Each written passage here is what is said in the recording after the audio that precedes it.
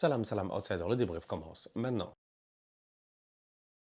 L'Espagne l'emporte aujourd'hui 4-0 face à l'Arabie Saoudite. Top performance de la part des Espagnols. Les boys de Luis de la Fuente, aujourd'hui, ils se sont gérés. La dernière fois, ils ont joué face au Cap-Vert. Nous tous, on s'en rappelle. Le match a fini 0-0. Performance extraordinaire, sensationnelle de la part de Vozinha, le gardien du Cap-Vert, qui était passé le soir même à, je ne sais même pas, 50 000 followers sur Instagram, à aujourd'hui près de 14 millions de followers sur Instagram. Hier, on a eu l'occasion, pour ceux qui ont eu l'occasion de le voir, j'ai pas débriefé le match, mais j'ai vu le match Curaçao contre Équateur. Mais quel match franchement. Le gardien de Curaçao, Roum, il a fait un match, 15 arrêts, c'était incroyable. Donc du coup, tu te dis, dans cette compétition-ci, il y a des gardiens, c'est des vieux roublards, ils ont l'habitude de se gérer, je ne comprends pas ce qui se passe. Peut-être que l'Arabie Saoudite ne va pas déroger à la règle, on ne sait jamais. Peut-être que Al-Owais, qu'on connaît bien, qu'on a eu l'occasion de voir lors de la dernière Coupe du Monde face à l'Argentine et puis tout, peut-être qu'aujourd'hui il va nous sortir une masterclass. Non, oublie ça. Lamine Yamal était sur le terrain, 10 minutes de jeu, 1-0 Espagne. Top performance de la part des Espagnols. Ils ont été trop forts. Ils ont été trop forts. Franchement, ils ont été trop forts. Ils ont été trop forts, en fait. C'était même pas la peine de discuter aujourd'hui. Les Saoudiens n'ont absolument rien vu. Pendant 90 minutes durant, les Saoudiens se sont fait balader par les Espagnols. Les Espagnols sont venus pour régler les comptes. Les Espagnols sont revenus pour remettre les barres sur les T et les points sur les I. Pourquoi? Parce que le premier match face au Cap-Vert pouvait être considéré comme étant un match raté. L'Espagne avait eu, dans ce match-là, énormément d'occasions, mais au-delà de cela, l'Espagne avait aussi eu un jeu assez stérile, un jeu peu déstabilisant. Lamine Yamal n'était pas là, tu sentais que l'équipe nationale d'Espagne, il leur manquait quelque chose. Aujourd'hui, Luis de la Fuente a changé ces choses. La dernière fois, il est venu avec un 11 de départ. Franchement, je ne vais pas vous mentir. En 2026, tu viens avec une ligne offensive Gavi, Oyarzabal, Ferran Torres, c'est pour aller où? Gavi, Oyarzabal, Ferran Torres. Gavi, la dernière fois, c'est Xavi, il l'a fait jouer sur le côté, je pense. Ou c'est Ronald Koeman, je ne sais même plus. Ça fait longtemps qu'on n'a pas vu Gavi jouer sur ce poste-là. C'est un poste de dépannage pour Gavi. Il est beaucoup plus intéressant dans l'entrejeu. Du coup, on l'a vu face au Cap-Vert. Il y avait beaucoup de possession de balles. Ça gardait beaucoup le ballon. Cependant, ils étaient peu dangereux. Comment il s'appelle? Ferran Torres, c'est un attaquant. Aujourd'hui, il est rentré dans ce match-là. Il aurait dû se gérer. Miskin pour lui. À un moment donné, j'ai envie de dire que je pense qu'il a marqué, mais il y avait hors-jeu. Il n'a pas de chance. Donc du coup, Ferran, c'est pas... Oui, il a fait une belle saison au Barça. Cependant, dans ce match-là, face au Cap-Vert, tu sentais réellement qu'il manquait d'un ailier capable de dribbler. Sur le banc, il a quand même des joueurs assez intéressants. Alex Baena, Lamine Yamal, Yeremy Pino, etc. Aujourd'hui, De La Fuente s'est géré parce que Baena était sur le terrain et ça a changé pas mal de choses. Franchement, ça a changé pas mal de choses. Une performance aboutie de la part des Espagnols avec un travail sur les côtés qui a été tout simplement magnifique. Ça a commencé avec Lamine Yamal dès la première occasion. Même pas on a commencé le match, même pas on a commencé le match, il était là pour régler. Tac, tac, tac, tac, il a dribblé. C'est facile. C'est très facile. En plus, c'est un Yamal qui revient de blessure. Donc, du coup, c'est un Yamal, je suis content aujourd'hui, il a joué que 45 minutes. Il a fait un bon match, il a claqué son but après 10 minutes, il est venu, il a mis son tapin sur une belle action de Oyarzabal. Cependant, il n'a joué que 45 minutes, tant mieux. On a besoin de Lamine Yamal sur le banc, on a besoin de Lamine Yamal reposé parce que la compétition est encore longue. Il reste encore presque un mois de compétition. On est le 21 juin, la compétition finit le 19 juillet. Donc, du coup, ça ne sert à rien d'essayer de se brûler. 3-0 face à l'Arabie Saoudite à la mi-temps, Yamal peut aller s'asseoir et aujourd'hui, c'est ce qu'il a fait. Cependant, pendant les 45 minutes où il était sur le terrain, tu sentais un Lamine Yamal qui forçait pas trop. Franchement, il forçait pas trop. Il a essayé de faire un ou deux replis défensifs. À un moment donné, tu sentais qu'il n'avait pas envie de beaucoup courir.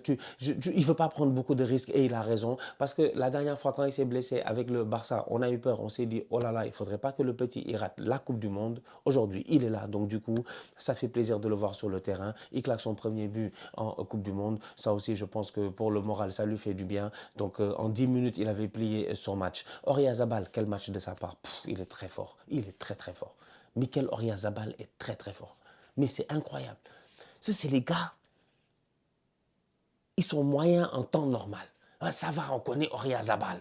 connaît Oyarzabal, on connaît très bien Oyarzabal dans le championnat. C'est un bon joueur, c'est un bon joueur. Franchement, c'est un bon joueur. C'est un boy, il se gère, il fait ses matchs, il porte son équipe, il n'y a rien à dire et tout. Mais quand il arrive en équipe nationale, il se transcende, il devient un autre type de joueur. En équipe nationale, dès qu'il porte le maillot de l'équipe nationale et qu'il est entouré de top players, Oyarzabal devient un joueur sensationnel. C'est à se poser des questions à savoir pourquoi le Barça aujourd'hui ne va pas aller mettre de l'argent sur un boy comme Oyarzabal? La mobilité d'Oyarzabal, offensivement parlant, a fait énormément de mal à cette équipe de l'Arabie Saoudite. Ils ont énormément souffert aujourd'hui. Ils n'ont jamais réussi à tenir Oyarzabal. Oyarzabal claque un doublé, c'est bien ça, il claque un doublé, mais au-delà de ça, il met aussi une passe décisive à Lamine Yamal dès le début de la rencontre. C'est un Oyarzabal qui a été au four, au moulin offensivement, tout le temps là dans les bons coups, tout le temps là bien positionné. Au-delà de ça, une Espagne qui combine énormément, une touche, deux touches, trois touches, même dans la surface de réparation, ça va aller chercher le boy qui est dans la position préférentielle,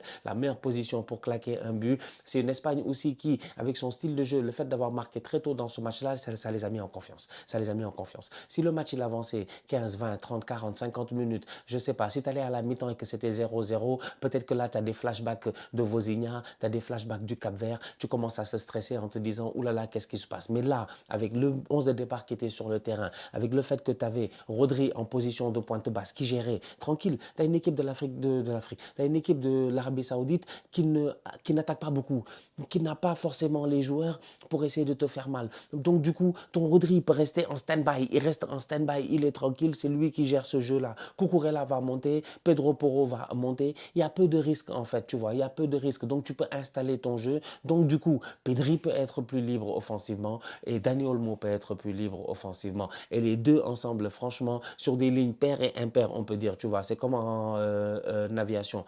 On s'est jamais posé la question à savoir pourquoi les avions ils se rendent jamais dedans. C'est parce qu'en fait ils sont pas sur la même ligne, tu vois. Il y a des lignes paires et il y a des lignes impaires. C'est la même chose. T'as Pedri, il est en impair, Olmo il est impair et les boys ils réussissent à combiner dans des demi-espaces, tac tac tac tac tac et le ballon va finir par arriver dans les pieds de Mikel Oyarzabal. Donc franchement, c'est une équipe d'Espagne qui était en contrôle aujourd'hui, Oyarzabal qui était confortable, qui était bien entouré, bien mieux entouré. Quand tu le mets avec des ailiers qui collent la ligne, eh ben ça lui permet lui de pouvoir soit se raccorder à eux, soit de lui-même se projeter et d'aller prendre cette profondeur-là. Aujourd'hui, franchement, il a été très très efficace. Il sort à la mi-temps, il a fait son match, 2 buts, une passe D, il n'y a rien à dire. C'est pour ça que j'ai dit que Ferran Torres doit se gérer parce qu'il est rentré en deuxième mi-temps, c'est dommage. Il a eu 2 occasions, un but hors jeu, une occasion qu'il aurait peut-être pu mettre, mais il frappe, il met le pointu et le ballon va à côté. Je m'attends à mieux de la part de Ferran Torres parce qu'à un moment donné, l'Espagne en aura besoin. Peut-être qu'il y aura des matchs où Oyarzabal, ça va être un peu compliqué, peut-être que ça va être difficile pour lui, donc il va falloir qu'il y ait des options sur le banc. Ferran en est une. Mikel Merino est rentré, je trouve qu'il a fait une bonne rentrée pour un boy qui n'a pas beaucoup joué cette saison, qui a été blessé toute la saison avec Arsenal. Ça fait plaisir de le voir avec l'équipe nationale d'Espagne. Il fait sa rentrée. C'est lui qui donne d'ailleurs un bon ballon à Ferran Torres qui malheureusement ne se gère pas. Donc ouais, c'est une belle équipe de l'Espagne, complète. Clean sheet pour, comment il s'appelle, pour Unai Simon. Ça va, je pense qu'il est dans la continuité. David Raya, c'est certainement le meilleur gardien. Johan Garcia même est peut-être plus fort est certainement plus fort que Unai Simon, mais il est dans la continuité. Unai Simon est en train de faire le boulot, donc du coup, il n'y a rien à dire. Défensivement parlant aussi, ils n'ont pas été beaucoup inquiétés aujourd'hui, donc Laporte et puis Kobarsi ont fait leur match. Donc voilà, franchement, ça a été une belle équipe d'Espagne aujourd'hui face à cette équipe de l'Arabie Saoudite qui, elle, j'ai envie de dire, peut-être, je ne sais pas si elle peut avoir des regrets parce qu'ils ont essayé de jouer d'égal à égal et c'est ça qui les a tués. Dès le début du match, en fait, ils ont essayé de jouer d'égal à égal. Je ne sais pas, dans leur tête, ils se sont dit, on peut aller chercher les Espagnols, on peut tenter quelque chose. Cependant, en faisant cela, derrière, tu laisses quelques espaces et quand tu laisses ces espaces-là à des joueurs de cette qualité-là, tels que Pedri, tels que Dani Olmo et tout, ils vont toujours trouver la bonne passe, la bonne avant-dernière passe ou la bonne dernière passe pour te faire très très mal. Prochain match de l'Espagne, normalement, c'est tranquille parce que là, ils ont fait un match nul, ils ont fait une victoire. Prochain match de l'Espagne, c'est le match le plus compliqué, c'est face à l'Uruguay. On va voir ce que l'Uruguay va faire tout à l'heure face au Cap-Vert.